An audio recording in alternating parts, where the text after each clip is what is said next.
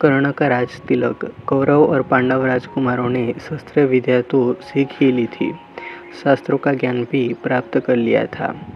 वे सब वयस्क हो गए थे, जनता में अपना वर्चस्व स्थापित करने लगे थे।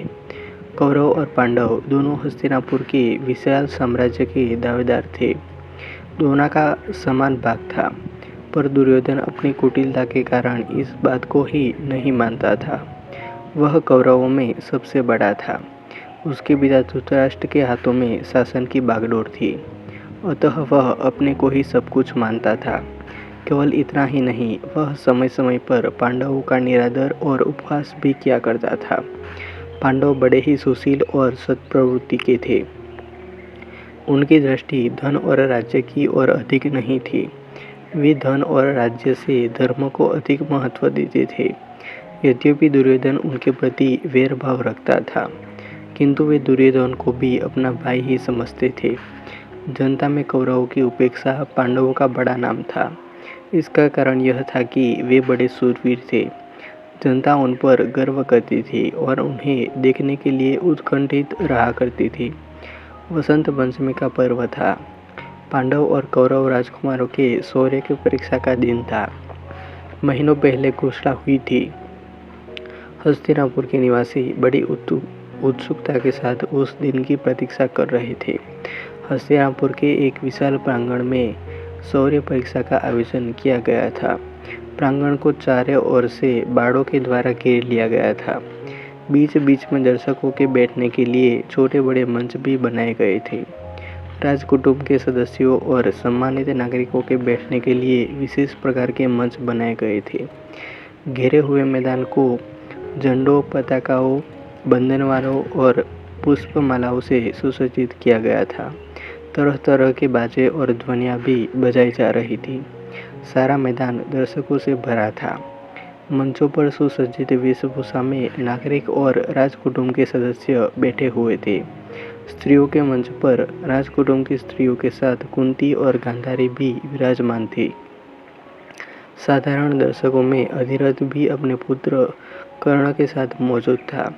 सबकी आंखें मैदान के मध्य भाग की ओर लगी हुई थी। शंख ध्वनि के साथ शौर्य परीक्षा आरंभ हुई। कौरव और पांडव राजकुमार मध्य भाग में पहुंचकर अपना अपना कौशल दिखाने लगे। जब भीम का नाम लिया गया तो करतल ध्वनि की गड़गड़ाहट हो उठी। विशालकाय भीम हाथ में गदा लिए हुए मध्य भाग में उपस्थित हुआ। वह नंगे बदन था, पीत वर्ण का लंगोट धारण किए हुए था। उसकी बलिष्ठ भुजाएं थी, चौड़ी छाती थी और तेजोमय मुखमंडल था। वह देखने में पर्वत से सुदृढ़ मालूम हो रहा था। भीम प्रांगण में मध्य में पहुंचकर गदा युद्ध का प्रदर्शन करने लगा। उसके कौशल को देखकर जनता मुग्ध हो उठी। बार बार तालियां बजाकर उनका अभिनंदन करने लगी। भीम जब अपने कौशल का प्रदर्शन कर चुका तो घोषणा हुई, क्या कोई राजकुमार गदा युद्ध में भीम का सामना कर सकता है? घोषणा होते ही दुर्योधन गदा लिए हुए भीम के सामने आकर खड़ा हो गया।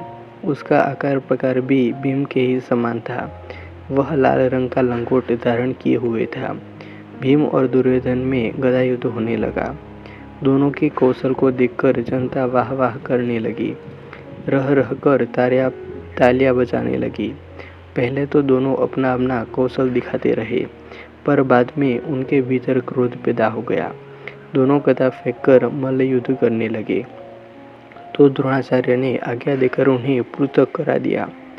यद्यपि निर्णय नहीं हो सका कि दोनों में श्रेष्ठ कौन है, किंतु यह बात तो हुई कि दोनों के कौशल को देखकर जनता मुग्ध हो उठी थी। भीम और दुर्योधन के पश्चात अर्जुन के नाम की घोषणा हुई। घोषणा होते ही वह धनुष बाण लेकर प्रांगण के मध्य में उपस्थित हो गया। उसका सुंदर और कांतिमय शरीर था। उसके सिर पर घुंघराले बाल थे। उसके अंग अंग से तेज और शौर्य टपक रहा था। वह भी पीत वर्ण की धारण किए हुए था। देखते ही इंद्र सा ज्ञात हो रहा था। अर्जुन प्रांगण के मध्य में खड़ा होकर अपना कौशल दिखाने लगा। उसके कौशल को देखकर जनता मुग्ध हो गई। अर्जुन जब अपना कौशल दिखा चुका तो फिर घोषणा हुई, क्या कोई राजकुमार अर्जुन की बराबरी कर सकता है? घोषणा सुनकर चारों ओर सन्नाटा छा गया। कोई भी अर्जुन का मुकाबला करने के लिए खड़ा नहीं हुआ। जब कोई आगे नहीं आया तो फिर घोषणा हुई। क्या यह समझा जाए कि अर्जुन का मुकाबला करने वाला कोई नहीं है? क्यों नहीं? एक ओर से किसी का कंठ स्वर सुनाई पड़ा और उसके साथ ही एक तेजस्वी युवक एक ओर से निकलकर अर्जुन के सामने जाकर खड़ा हो गया। उसके हाथों में धनुष बाण था। वह सूर्य के समान तेजवान ज्ञात हो रहा था। युवक को देखकर कृपाचार्य बोल उठे, यह तो अधिरथ सारथी का बेटा कर्ण है। यह अर्जुन का मुकाबला कैसे कर सकता है? यह कोई राजकुमार तो नहीं है। कृपाचार्य के स्वर को सुनकर चारों ओर सन्नाटा छा गया। कुछ क्षणों के पश्चात सहसा कोई बोल उठा, राजकुमार नहीं है तो क्या हुआ, मनुष्य तो है। बोलने वाला स्वयं दुर्योधन था। वह अपने स्थान पर तनकर खड़ा हो गया। कृपाचार्य फिर बोले, किंतु इस शौर्य परीक्षा में राजकुमारों को छोड़कर कोई भाग नहीं ले सकता। दुर्योधन फिर बोला, यदि यह बात है तो मैं अभी कर्ण को राजपद पर प्रतिष्ठित किए देता हूँ। दुर्योधन ने कर्ण के पास जाकर अपने अंगूठे को चीरकर रक्त निकाला। रक्त से कर्ण का तिलक करते हुए उसने कहा, मैं कर्ण को अंग देश का राजा बना रहा हूँ। यह आज से अधिरथ का पुत्र नहीं, अंग देश का राजा है। अंग देश के राजा के रूप में यह अर्जुन का मुकाबला कर सकता है। दुर्योधन की बात को सुनकर भीम उठकर खड़ा हो गया। वह व्यंग भरे स्वर में बोला, कर्ण को अंग देश का राजा तुम कैसे बना सकते हो? तुम हस्तिनापुर के राजा तो हो नहीं, राजा तो महाराज धृतराष्ट्र है। भीम के कथन को सुनकर एकत्र जन समूह में बड़ा शोरगुल पैदा हुआ। कहानी अच्छी लगी हो तो ऐसे ही और कहानियों के लिए वीडियो को लाइक, कमेंट और शेयर कर दीजिएगा और चैनल को अभी तक सब्सक्राइब नहीं किया हो तो सब्सक्राइब कर लेना। मिलते हैं और एक वीडियो में। जय हिंद, वंदे मातरम।